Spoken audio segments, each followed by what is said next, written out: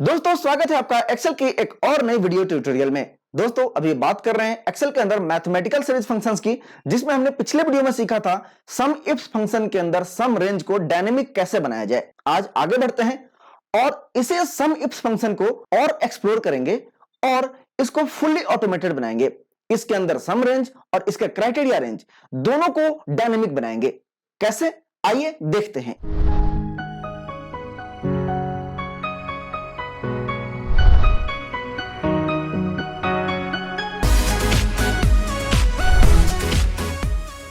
यहां मैंने पहले से वर्किंग कर रखी है। अगर यहां मैनेजर की जगह जोन को सिलेक्ट करते हैं तो जोन के नेम भी आएंगे और उसके ईयर का टोटल वैल्यू भी यहां पे आएगा। वैसे ही अगर ईयर को चेंज करेंगे तो उस पर्टिकुलर जोन का 2018 का वैल्यू हमें यहाँ पे डिस्प्ले कर रहा है। वैसे ही वापस अगर इस जोन को चेंज करके हम मैनेजर कर दें तो उस मैनेजर का 2018 का वैल्यू यहाँ पे आ रहा है। अब इसको करने के लिए हमें क्या करना होगा, तो मैंने जो आपको पिछली वीडियो में बताया था कुछ वैसा ही यूज करेंगे यहाँ पे वैल्यू का सम लाने के लिए, लेकिन उसमें और भी इंडेक्स फंक्शन को यूज करेंगे। देखिए कैसे। सबसे पहले यहाँ पे ये मैनेजर की यूनिक लिस्ट या जोन की यूनिक लिस्ट कैसे आएगी उसको देखते हैं। यहाँ मैं इसको डिलीट कर देता हूं और यहाँ पे हम यूज करने वाले हैं माइक्रोसॉफ्ट ऑफिस 365 का डायनेमिक अरे फंक्शन, फिल्टर और यूनिक। लेकिन अगर आपके पास ऑफिस 365 नहीं है, वहां पे इनकी लिस्ट कैसे लाएंगे, वो भी यूनिक। इसके लिए आपको वेट करना होगा आगे आने वाली कुछ वीडियोज का, जिसमें मैं काउंट सीरीज का फंक्शन में बता रहा हूं और उसमें मैंने एक्सप्लेन किया हुआ है कि किसी भी डुप्लीकेट लिस्ट के अंदर से उनकी यूनिक लिस्ट कैसे एक्सट्रैक्ट करके ला सकते हैं डायनेमिकली। तो फिलहाल बढ़ते हैं आज के अपने सॉल्यूशन की तरफ। यहाँ पे हमें मैनेजर या जोन जो भी सिलेक्ट करूं इस हेडर में, उसका यूनिक लिस्ट आना चाहिए।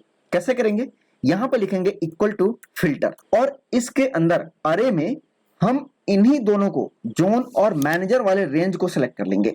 कॉमा इंक्लूड में हम सिलेक्ट करेंगे कि इस I2 सेल में जो वैल्यू है या जो आइटम है वो इक्वल टू होना चाहिए यहां इस डेटा के हेडर के। इसको भी फ्रीज करेंगे, ब्रैकेट क्लोज एंड इंटर। यहां पे सभी लिस्ट हमें दे रहा है जो हमने रेंज सेलेक्ट किया है इस फिल्टर फंक्शन के अंदर। अब अगर यहां मैनेजर की जगह हम जोन सेलेक्ट करें तो हमें सारे जोन की लिस्ट उठाकर दे रहा है, यानी फिल्टर फंक्शन हमें पूरा का पूरा रेंज उठाकर दे रहा है, लेकिन हमें तो चाहिए यूनिक लिस्ट। इसके लिए इसी फंक्शन को एडिट करेंगे यहां फॉर्मूला बार से और यहां पे लगा देंगे यूनिक का फंक्शन। इसके बाद लास्ट में ब्रैकेट क्लोज एंड इंटर। अब देखिए यहां जोन है तो जोन की यूनिक लिस्ट आ रही है। अगर यहां पे हम सिर्फ मैनेजर को सिलेक्ट करते हैं तो हमारे पास मैनेजर की यूनिक लिस्ट आ जाएगी। अब इतना तो आपने कर लिया। इसके बाद अब बात करते हैं कि हम ईयर का डेटा कैसे लाएंगे। तो मैंने पिछली वीडियो में बताया था, अभी उसी को ट्राई करते हैं, फिर आगे बढ़ेंगे मैनेजर और जोन की तरफ। फिलहाल हमें मैनेजर वाइज डेटा लाना है 2018 का।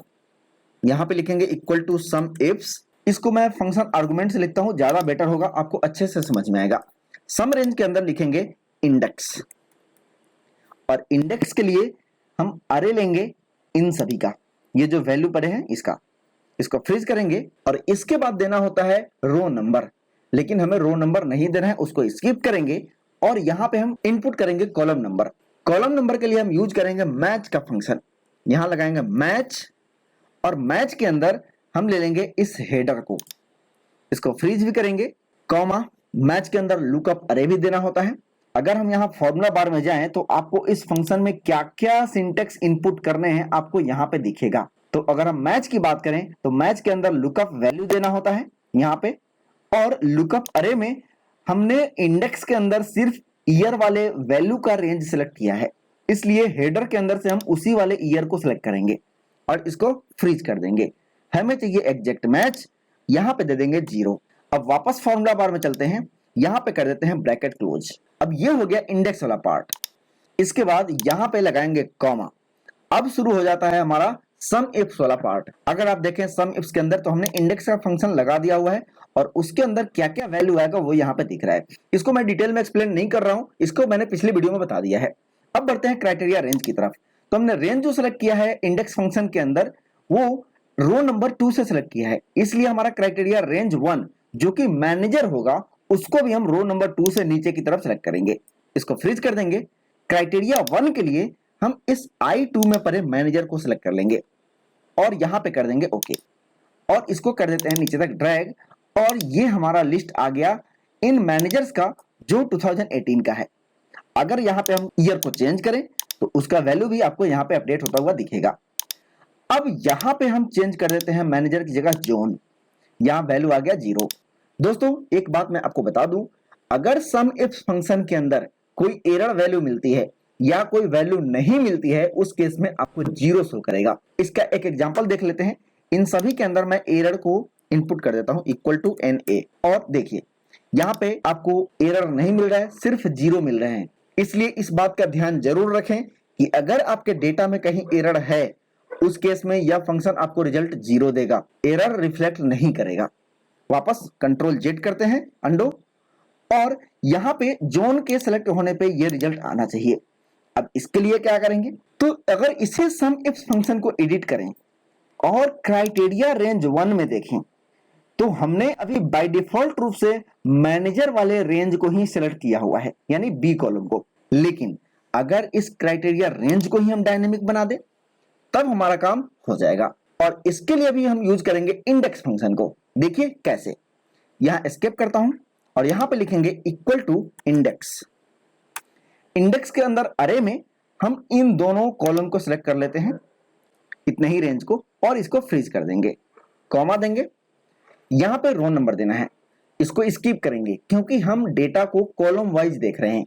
एक एक कॉलम के अंदर जो भी मैनेजर या जोन आएगा उनकी लिस्ट लेकर आनी है, कॉमा दिया। अब हम यहां पे देंगे कॉलम नंबर।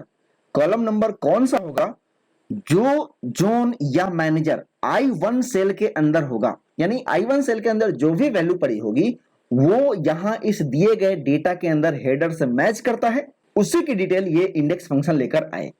क्या करेंगे, यहां पे लगाएंगे मैच का फंक्शन, मैच कराना है लुकअप वैल्यू में हम देंगे इस I1 वाले सेल का रेफरेंस, फ्रीज करेंगे, कॉमा लुकअप अरे में हम सिर्फ इन्हीं दोनों हेडर को सिलेक्ट करेंगे, इसको भी फ्रीज करेंगे, कॉमा एग्जैक्ट मैच के लिए 0, ब्रैकेट क्लोज मैच का और इंडेक्स का भी, इंटर करिए, और आपको यहां पे लिस्ट मिल गई जोन की। अब अगर यहां पे हम जोन की जगह मैनेजर को सिलेक्ट करें तो मैनेजर का नेम यहां पे आ रहा है। अब सम इफ्स को क्या चाहिए होता है, वो रेंज जो आप क्राइटेरिया में यूज करेंगे, और फिलहाल हमने इस सम इफ फंक्शन के अंदर इस मैनेजर वाले कॉलम का रेंज लिया हुआ है, जो कि हम यहां इस एल कॉलम में पड़े इस मैनेजर वाले लिस्ट को भी ले सकते हैं।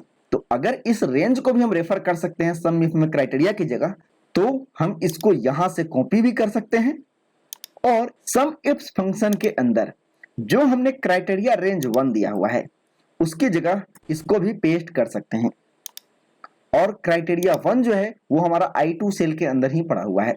इसकी जगह आप एक काम और कर सकते हैं, I2 और हैशटैग लगा सकते हैं, और ये हैशटैग सिर्फ और सिर्फ डायनेमिक एरे में काम करेगा, और डायनेमिक एरे सिर्फ और सिर्फ एक्सेल के 365 वर्जन में है, इसलिए यहाँ पे मैं हैशटैग दे रहा हूँ। अदरवाइज आप पुराने वर्जन में इसको यूज करेंगे, वहां पे हैशटैग नहीं देंगे, सिर्फ उस पार्टिकुलर सेल को सिलेक्ट करेंगे। ओके करते हैं, और यहाँ पे आ गया स्पेल एरर। ऐसा क्यों, क्योंकि यहाँ पे हमने मैन्युअली उस फॉर्मूले को पेस्ट कर रखा है सम इफ्स को। डिलीट करिए, और यहाँ पे देखिए आपको वो रेंज मिल रहा है, इसलिए क्योंकि हमने डायनेमिक एरे के लिए यहाँ पे हैशटैग यूज कर लिया है। अब यहाँ पे चेंज करिए मैनेजर की जगह जोन, तो आपको सिर्फ और सिर्फ जोन का डेटा मिलेगा। आइए लास्ट में एक एग्जांपल और देख लेते हैं। यहाँ पे जोन और मैनेजर वाइज कुछ यूनिट और उनके वैल्यू पड़े हैं। अब यहाँ पे मैनेजर को सिलेक्ट करने में मैनेजर का नेम और जोन को सिलेक्ट करने पे जोन का नेम आना चाहिए। उसके लिए जो हमने अभी फिल्टर और यूनिक वाला तरीका अपनाया, उसी को यहाँ पे लिखेंगे इक्वल टू यूनिक, और यूनिक के अंदर लिखेंगे फिल्टर, और फिल्टर के अंदर अरे होगा ये दोनों रेंज, नेम और जोन वाला। इसको सिलेक्ट करके फ्रीज करेंगे, कॉमा इसके इंक्लूड में देंगे ये वाला रेंज एक्स और वाई वाला, फ्रीज करेंगे, और इक्वल टू यहाँ AD1 सेल में जो टेक्स्ट होगा उसके 2 times bracket close and inter. अब यहाँ पे हमें चाहिए सम, अगर यहाँ पे यूनिट हो तो यूनिट का सम, अगर वैल्यू हो तो वैल्यू का सम। अब यहाँ पे लगाते हैं equal to SUMIFS. SUMIFS के अंदर सम रेंज में होगा इंडेक्स, और इंडेक्स के अंदर अरे में हम इन दोनों रेंज को सिलेक्ट करेंगे, फ्रीज करेंगे, कॉमा रो नंबर नहीं देना है, कॉमा कॉलम नंबर के लिए लिखेंगे मैच, और मैच हम कराएंगे इस AE सेल में पड़े टेक्स्ट को, कहां से, तो इन दोनों रेंज में से फ्रीज करेंगे, कॉमा एग्जैक्ट मैच के लिए 0, मैच का ब्रैकेट क्लोज एंड इंडेक्स का भी। अब बारी आती है सम इफ्स के अंदर क्राइटेरिया रेंज की, तो इसके लिए कॉमा लगाएंगे और लिखेंगे इंडेक्स। इंडेक्स के अंदर अरे में होगा ये वाला रेंज, इसको फ्रीज करेंगे और यहां भी हम रो नंबर नहीं देंगे, सीधे कॉलम नंबर पे आ जाएंगे। लगाएंगे मैच का फंक्शन और मैच कराने वाले हैं इस AD1 सेल में पड़े टेक्स्ट को। कहां से? तो इन X और Y वाले सेल में पड़े टेक्स्ट से।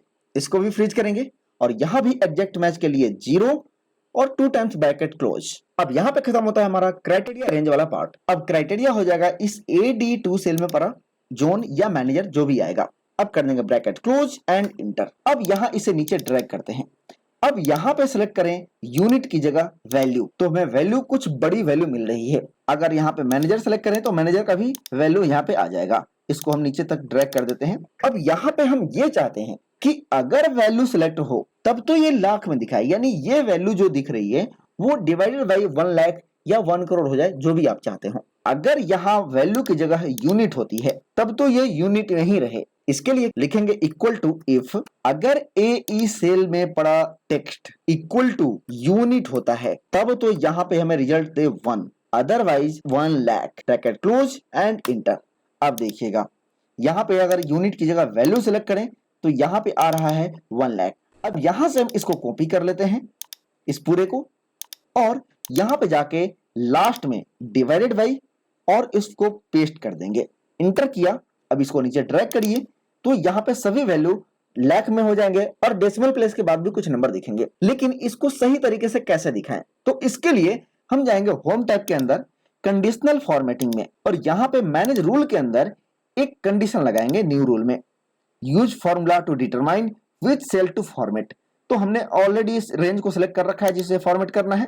इस पे क्लिक किया और यहाँ फॉर्मेट में जाके लिखेंगे इक्वल टू AE1 सेल की वैल्यू इक्वल टू होनी चाहिए वैल्यू। अगर ये वैल्यू है तब हमें क्या फॉर्मेट करनी है, इसके लिए फॉर्मेट में जाके चूज कर लेंगे नंबर और यहाँ पे डेसिमल प्लेस के लिए नंबर 2 रख लेते हैं।